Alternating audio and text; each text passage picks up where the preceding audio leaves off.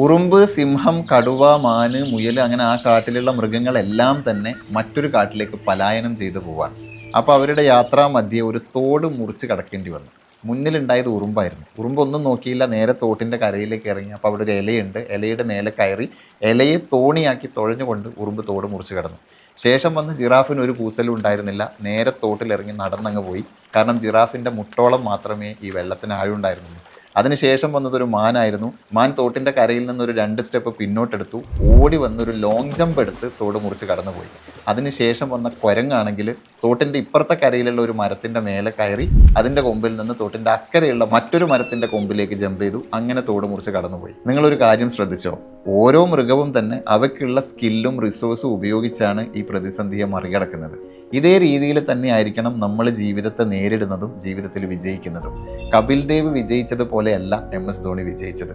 മമ്മൂട്ടി വിജയിച്ചതുപോലെയല്ല മോഹൻലാൽ വിജയിച്ചത്.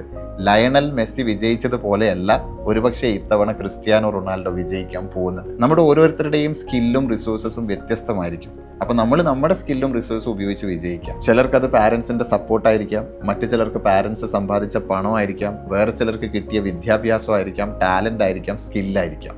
അപ്പോൾ നിങ്ങൾക്ക് എന്താണോ ഉള്ളതെന്ന് നോക്കുക, നിങ്ങൾക്കുള്ള റിസോഴ്സസ് ഉപയോഗിച്ച് നിങ്ങൾ നിങ്ങളുടെ ജീവിതത്തിൽ വിജയിക്കാം. സൂപ്പർ ഹിറ്റ്സ് റെഡ് FM കേൾക്കൂ കേൾക്കൂ കേട്ടുകൊണ്ടേയിരിക്കൂ.